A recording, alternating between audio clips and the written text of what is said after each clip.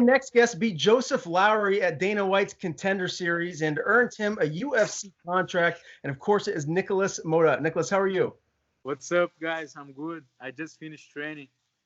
Good. Well, listen, man, you had one heck of a performance at Contender Series. You beat a really tough and durable guy in Lowry. Were you surprised at just how tough he was? Yeah, my goal is always finish fights, always finish like via knockout, and my especially on Dana White Contender Series, my goal was to have like a big finish and impress the whole world. But he was very tough, bro. And also, I took the fight in short notice. I had to cut 35 pounds in 20 days. Oh, that's tough. What did you do to? I mean, is this just like a lot of baths and sauna time? Like, how did you cut all that weight in such a short amount of time?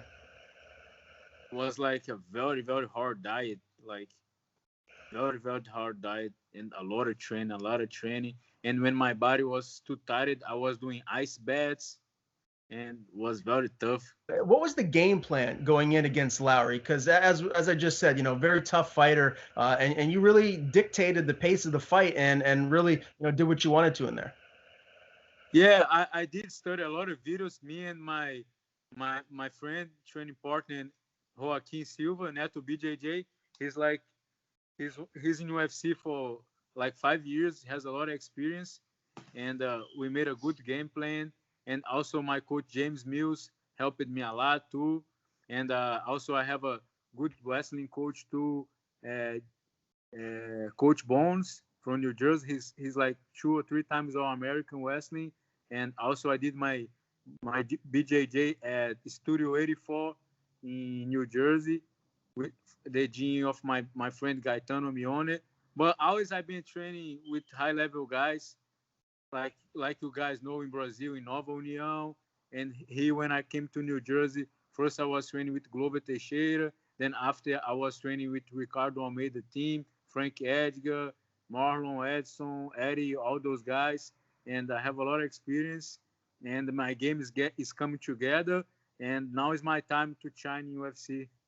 How much better are you now that you've made the move to the USA here, and you're training with all these guys like Marlon and Edson and all the other fighters that you just mentioned? How much has your game evolved since then?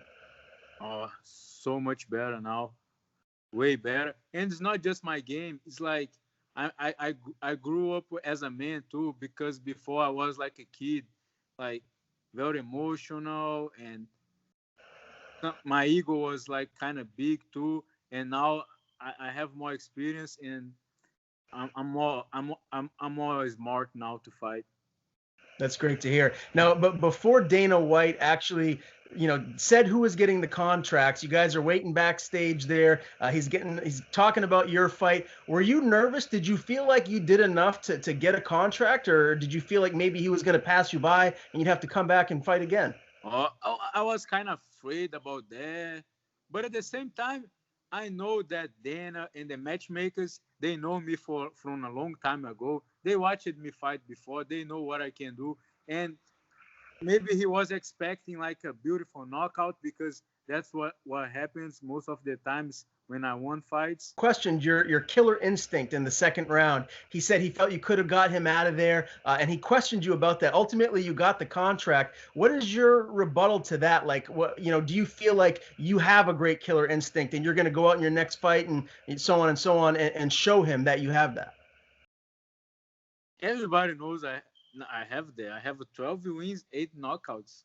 What do you want more than that? So does that bother you to hear him say that? No, I think he's right. That's what he wants. He wants killers. He's the man. How did He's you? my boss now. He's my boss now. That's right. That's exactly right. How did you celebrate afterwards, man? Obviously, there must have been an amazing feeling to know that you got a UFC contract and you're in the big show now. What has the last couple of days been like? Oh, I'm so happy, bro. And like, I think it's because all my life I grew up around UFC fighters. Then I always want to be one of them, and now finally I am. And so you're back in Jersey now. How's your body feeling? How healthy are you? Are you right back into training like you normally? Uh, I need to be a little bit careful because my hands like swollen from the left hooks. I was throwing hard left hooks, and my hands like swollen, and I have the stitches, and I'm coming back like slowly, and I've been training a lot with my friend Joaquin Silva. I hope soon he can get a fight in UFC. How long have you been in the USA now? Like, when did you make the move from Brazil to come here to Jersey? 3 years ago. And so you mentioned that you're bouncing around and you have a variety of training partners outside of Joaquin Silva. Like, who is like the main partners that you're getting most of your sparring and working with while you're in camp? Mm, which camp you talking about? Which fight? For my last fight? Or just in general, now that you're in New Jersey, you're living here. Is there just a couple of guys in particular that you're getting most of your work in with? Yeah, it has a lot of different gyms that I go. I go to Nick Catone's. He has some couple. He has some good guys. I go to Driven Gym. I go to a lot of different places. But my main training partner now is Joaquin Silva. He's a beast. He's good on everything. Yeah, very, very true. Now, you were on the Ultimate Fighter season 4. This was many, many years ago now. Tell me, man, what was that experience like, and what did you learn from that? Ultimately, you ended up losing, and who was that to? Glacio Franca. That was you went 1-1 in that promotion there. So, what was that like? What did you learn from that? Bro, the tough house is a crazy experience. Not easy, bro. It's crazy. Before I had one friend, Leonardo Santos. He was Tough Brazil 3 champion. Then we used to live together in Rio. Then I said, "Oh, how is in the house, bro?" And he said, "Bro, that place makes you crazy." I'm like, "Nah, bro. It's like free food. It's like a mansion. That's easy." Then when I was on the house, I started to feel like crazy. Oh my God, I'm going crazy. Leo was right. And it's crazy, bro. You don't have your coats. You can have a cell phone. It's like it's hard. It's hard. It's different. They use it to say like in tough. It's not always the best fighter that wants. It's the guy who has the best mind in the house Well, because it's a roller coaster. for sure. Well, clearly it worked well for you because it helped you evolve into the fighter that you are now today. Now, Oh, I do for sure, bro. understand that your nickname is Iron. You're the MMA version of Mike Tyson. Tell me, how did you get that nickname? Because I love it. Because when I was on tough, we have a guy. His name was Joe Varner. He works on tough on the season hours. Then I say, bro, my fight tomorrow, I'm gonna be like Mike Tyson. And he say, you know how they call Mike Tyson in the United States? They call him Iron Mike. So now you are Iron Motta. I love it. Well, it definitely fits, man. And Mike Tyson is fighting here right around the corner against Roy Jones Jr. Who do you see winning that one? Oh, that's hard. I don't know. I don't know, bro. They are both legends. Yeah, no, for sure. For sure. Yeah. I'm just looking forward to watching it. Now, you did some really great things here fighting at CFFC. You beat Juan Gonzalez to win the belt. Prior to that, you beat a guy named Joe Selecki, who the UFC fans know pretty well. He's been in the UFC for a little while now, and he's doing his thing. He's fighting very well. What kind of confidence does it give you to know that you went out and finished a guy in Joe Selecki that's undefeated right now in the biggest promotion in the world?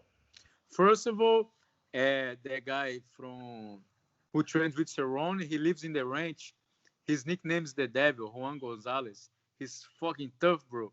I think before he was from like special force in the army, and he's so fucking tough, bro. And he used to train a lot with Cerrone and Joe Chilling, and he was a fucking tough guy. Was 4 rounds of war.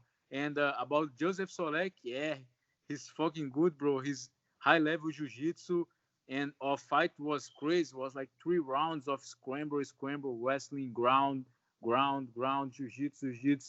And in the third round, I knocked him out. And that proves if someone thinks like, oh, this guy's just a striker, they don't know. They're gonna make a big mistake if they think I'm just a striker. Do you feel like, I mean, you've already beat Joe here once, but do you think ultimately your paths might cross again here in the UFC and you might have to fight him again? I don't know. I don't think about that. I don't have like a desire to fight him. He seems to be a very nice guy. Yeah, he definitely is. I've interviewed him a handful of times. He's a great guy. When you look at the lightweight division in the UFC, how do you feel you stack up right now? I mean, do you feel like you're as good as the guys in the top 15, 10? Like, where do you feel like you are at this moment in your career? I feel I'm in a great moment of my career, and things gonna happen naturally. And I can't wait for my UFC debut. Let's go step by step, and everybody's gonna love the way I fight. As far as time frame goes, when do you think you will make your UFC debut? Are we looking like early Mm, 2021? Yeah, I wanna. This time I wanna have a full fight camp because when I have a full fight camp, it's so easy to make weight and fight healthy. Because this last fight was too crazy, wasn't healthy. Was like it's because I'm fucking tough. Because 35 pounds in 20 days, bro, that's crazy. What do you normally walk around at? Like closer to 190? It's because I was training the whole year. I was training hard, but I was starting to get kind of depressed. Like I want to fight. I don't have a fight. When I'm gonna fight? And I was ready to go to Brazil to stay with my family for a little bit. I was almost giving up. You know what I mean? Then I did pray to God, and I say, God, what is the plan you have for my life? Help me. Then, like a couple of days after, my manager called me and saying I have that fight. Oh, that's fantastic. Again, congratulations, man. That was a masterful performance over a very tough guy, and that was a well-deserved contract. Before I do let you go, I just want to give you the floor. If there's anyone you'd like to thank or any social media you want to plug, the floor is yours. No, I'm good.